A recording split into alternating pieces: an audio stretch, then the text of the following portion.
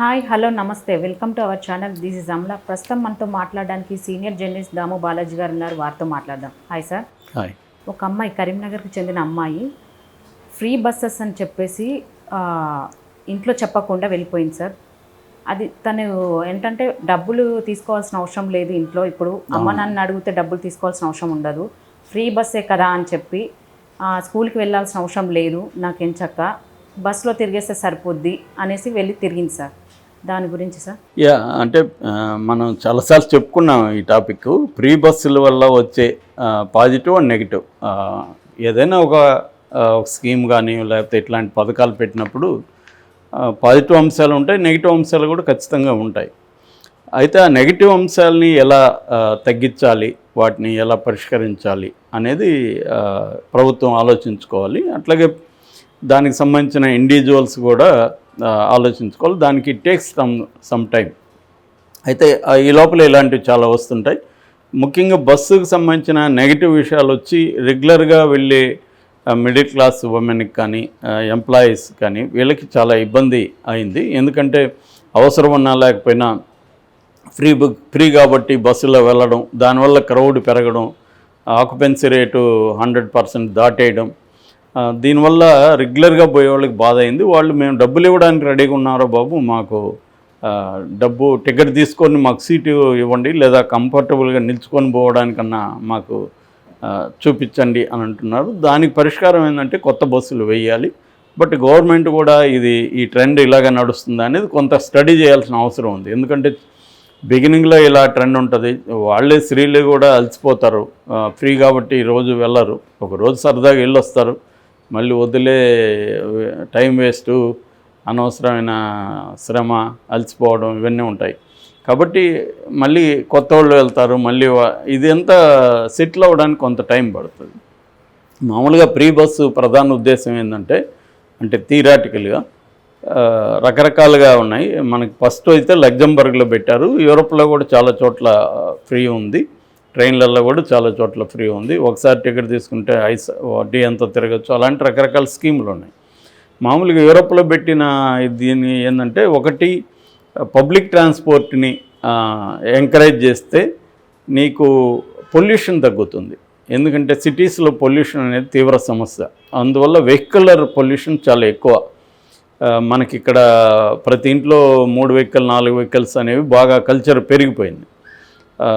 అది కూడా పెద్ద పెద్ద వెహికల్స్, అవి పొల్యూషన్ విపరీతంగా ఉంది. మనం ఢిల్లీలో చూసాం ఎంత దారుణంగా ఉందో. అక్కడ ఢిల్లీలో నివసించే వాళ్ళు రోజుకు 5 సిగరెట్లు తాగుతున్నట్టు లెక్క. హైదరాబాద్లో అయితే రోజుకు 2 సిగరెట్లు మనమందరూ రోజుకి 2 సిగరెట్లు తాగుతున్నట్టు, మనకు తాగే అలవాటు ఉన్నా లేకపోయినా. సో అంత ఎఫెక్ట్ అనమాట. ఢిల్లీలో లంగ్ ఇష్యూస్ తాగే వాళ్ళకంటే తాగని వాళ్ళల్లో కూడా ఈక్వల్గా ఉన్నాయి అనే ఒక అధ్యయనం చెప్పింది. ఇదంతా కూడా పొల్యూషన్ అన్నమాట. పొల్యూషన్ ఆపడానికి పబ్లిక్ ట్రాన్స్పోర్ట్ని పెంచితే, ప్రైవేట్ వెహికల్స్ తగ్గితే పొల్యూషన్ తగ్గుతుంది అనేది ఒక యూరోప్లో ఎక్కువ చేశారు. అయితే ఇక్కడ మనవాళ్ళు చేస్తున్న దాంట్లో ప్రధానంగా ఏమంటే ఎకనామికలీ పూర్ సెక్షన్స్ ఉమెన్కి ఇది హెల్ప్ అవుతుంది. వాళ్ళకి ట్రావెల్ వేరే దూరమైనా కూడా వెళ్ళి ఉద్యోగాలు, అక్కడ మంచి ఉద్యోగం ఉంటుంది, లేకపోతే అక్కడ మంచి పని ఉంటుంది, కానీ ట్రావెల్ ఖర్చులు అవుతాయని భయపడి చాలామంది వెళ్ళరు. ట్రావెల్కే నా జీతం సరిపోతుందని. ఈ బస్సులో ఫ్రీగా చేయడం వల్ల విమెన్కి అది వచ్చింది. రెండవది మొబిలిటీ. స్త్రీలకి మొబిలిటీ ఇప్పుడు కూడా తక్కువే ఉంది. ఆర్టీసీ బస్సుల్లో చూసుకుంటే 60% మెన్ ట్రావెల్ చేస్తున్నారు, ఓన్లీ 40% ఉమెన్ ట్రావెల్ చేస్తున్నారు. దీన్ని మార్చాలంటే ఉమెన్కి ఫ్రీగా పెట్టడం వల్ల, ఉమెన్ని ట్రావెల్కి ఎంకరేజ్ చేయడం వల్ల ఉమెన్ బయటకు వెళ్తారు. వాళ్ళు పబ్లిక్ స్పేస్లోకి వెళ్ళి డీల్ చేయడం వల్ల వాళ్ళకి ఒక అసెర్షన్ అనేది పెరుగుతుంది. స్త్రీలకి బయట పోయి డీల్ చేసే నాలెడ్జ్ కానీ ఎక్స్పీరియన్స్ కానీ వస్తుంది. అంటే బయట విషయాలంతా మగవాడే డీల్ చేయాలి, ఇంట్లోనే స్త్రీలు పనిచేయాలన్న ఒక ట్రెడిషనల్ దృక్పథం చేంజ్ అవుతుంది. ఈవెన్ మగవాళ్ళ మైండ్ సెట్లో కూడా చేంజ్ వస్తుంది. నువ్వు ఫ్రీగా బట్టి నువ్వే పోయి పని చేసుకురా అని మగవాడు కూడా చెప్పే పరిస్థితి వస్తుంది ఆర్థిక పరంగా. అందువల్ల విమెన్కి ఇది హెల్ప్ అవుతుంది. ఇది పాజిటివ్ ఆస్పెక్ట్స్. నెగిటివ్ ఆస్పెక్ట్స్ ఇందాక చెప్పిన రెగ్యులర్గా వెళ్ళడం, కొంతమంది పనున్నా లేకపోయినా వెళ్ళడం, దాని మీద మీమ్స్ అంతా కూడా స్టార్ట్ అయినాయి. చేపల కూర ఇచ్చి రావడానికి మా ఆడు పొడుచుకెళ్తున్నానని, లేకపోతే ఆమె ఎలా ఉందో చూసి రావడానికి వెళ్తున్నానని, ఇంకేదో అక్కడ వాళ్ళు పక్కింటి వాళ్ళు అందరు కలుస్తున్నారు, నన్ను కూడా రమ్మన్నారు, వెళ్తున్నాను. ఇలాగే ఏదో పని ఉన్నా లేకపోయినా వీళ్ళు ఇంట్లో వండి పెట్టేసినాక టైం ఉంటే ఫ్రీగా వెళ్ళేసి రావడం ఇవన్నీ, లేదా వండి పెట్టకుండా నువ్వు స్విగ్గీ ఆర్డర్ ఇచ్చుకొని వెళ్ళిపోవడం, ఇలాంటివి రకరకాలు జరుగుతున్నాయి. ఇప్పుడు మనం చెప్పుకునే ఇన్సిడెంట్ ఇది కొంత డేంజరస్ ఇన్సిడెంట్. ఇదేంటంటే కరీంనగర్లో ఒక రిటైర్డ్ ఆర్మీ ఆఫీసర్ ఉన్నాడు. ఆయన నర్సింగం అని. ఆయనకి 2 కూతుర్లు. చిన్న కూతురు 8th క్లాస్ చదువుతుంది, 13 ఏళ్ళు. వశిష్ఠ కృష్ణ అమ్మాయి పేరు. అమ్మాయి మొన్న క్రిస్మస్ వచ్చింది, దాని తర్వాత ఇంకొక రోజు కూడా లీవ్ వచ్చింది కాబట్టి వాళ్ళ అమ్మమ్మ తాతయ్య దగ్గరికి వెళ్ళింది, పెద్దపల్లి వెళ్ళింది. పెద్దపల్లి అయినాక లీవ్లు అయిపోయినాక వాళ్ళు బస్సు ఎక్కిచ్చారు ఆమెని. ఇంకా వాళ్ళు పెద్దోళ్ళు కాబట్టి ఈ అమ్మాయిని తీసుకొచ్చే దించలేదు. అమ్మాయి బస్సు ఎక్కిచ్చేస్తే వచ్చేస్తుందిలే అనుకుని నేను ఇక్కడ రిసీవ్ చేసుకుంటాను నేను నాన్న చెప్పారు. వాళ్ళు ఎక్కించి ఫోన్ చేశారు ఈయన వెయిట్ చేస్తున్నాడు ఇక్కడ తండ్రి. అందరూ దిగారు, ఈ అమ్మాయి దిగలేదు. దాంతో షాక్ అయ్యారు, ఏమైందని ఆరా తీస్తే కండక్టర్ డ్రైవర్ని అడిగారు. వాళ్ళు అక్కడ బైపాస్ రోడ్లో దిగింది ఆ అమ్మాయి అని చెప్పారు. దాంతో అక్కడెందుకు దిగింది వీళ్ళకి అర్థం కాలేదు. అక్కడ విచారించారు, ఎవరెవరిని అడిగారు.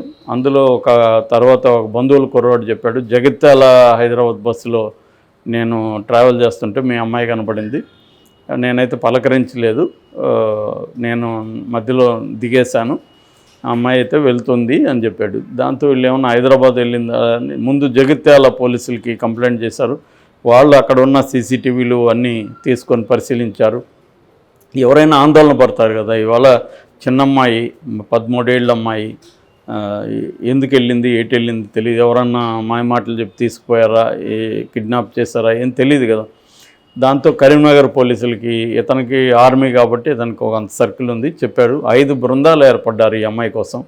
5 బృందాలు ఏర్పడి జగిత్యాల నుంచి హైదరాబాద్ వరకు అన్ని టౌన్లలో ఎత్తుక్కుంటూ వెళ్ళారు. సీసీటీవీలు అంతా చూడడం, సీసీటీవీలు చూడడం కూడా చిన్న పని కాదు కదా, ఫుటేజ్ అంతా చూడాలి.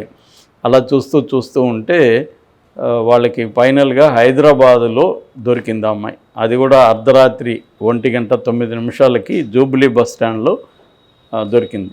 ఇంతటికీ ఆ అమ్మాయి కూల్గా ఉంది. ఆ అమ్మాయిని అడిగారు, ఎందుకమ్మా నువ్వు ఇట్లా వచ్చావంటే, నాకు ఇంటికి పోవడం ఇప్పుడే ఇష్టం లేదు, సరదాగా ఫ్రీనే కదా బస్సు అని సరదాగా ఇష్టం వచ్చిన బస్సు ఎక్కడం, ఇష్టం వచ్చిన చోటుకి. అమ్మాయికి ఏం గమ్యం ఇదేం కూడా తెలియదు, కదిలే బస్సు ఎక్కడం, దాంట్లో వెళ్ళడం, ఎందుకంటే ఫ్రీ బస్సు ఎక్కడికి పోతే అక్కడికి వెళ్ళడం, అలా హైదరాబాద్ చేరింది. ఇది ఒక చిన్న అడ్వెంచరస్గా అమ్మాయి కనిపించవచ్చు, ఎందుకంటే హ్యాపీ ఎండింగ్ దీంట్లో.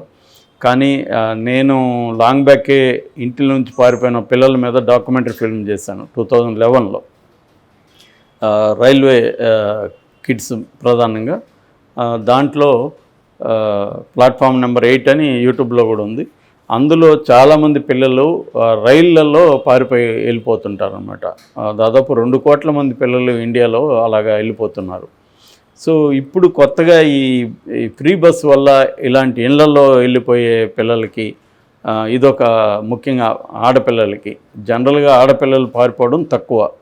నేను డాక్యుమెంటరీ చేసినప్పుడు కూడా చూసింది అంటే మగపిల్లలు ఎక్కువ పారిపోతారు, ఆడపిల్లలు ఇల్లు వదిలి పారిపోవడం తక్కువ. ఉన్నారు వాళ్ళు కూడా, బట్ తక్కువ ఉంటారు.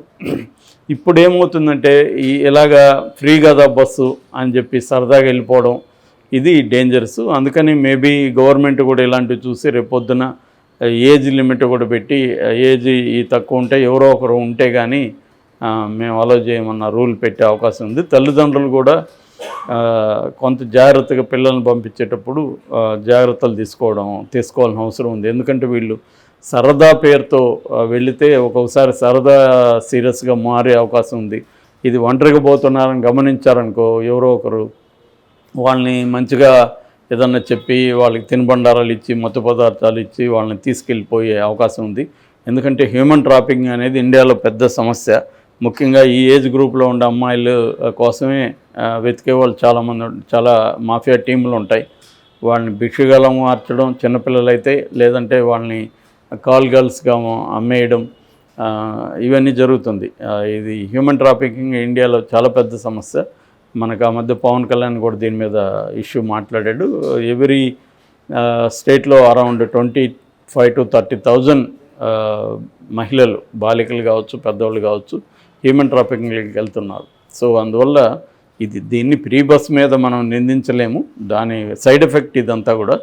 సో ఇట్లాంటి వాటిల నుంచి పేరెంట్స్ కానీ ఇటు గవర్నమెంట్ కూడా అలర్ట్ అవ్వాలి, కండక్టర్లు కూడా కొన్ని వేసి పెట్టాలి. కానీ కండక్టర్లు కష్టం, ఎందుకంటే క్రౌడ్ విపరీతంగా ఉన్నప్పుడు వాళ్ళు ఈ అమ్మాయితో ఎవరున్నారో లేరో చూసుకునే పరిస్థితి ఉండదు.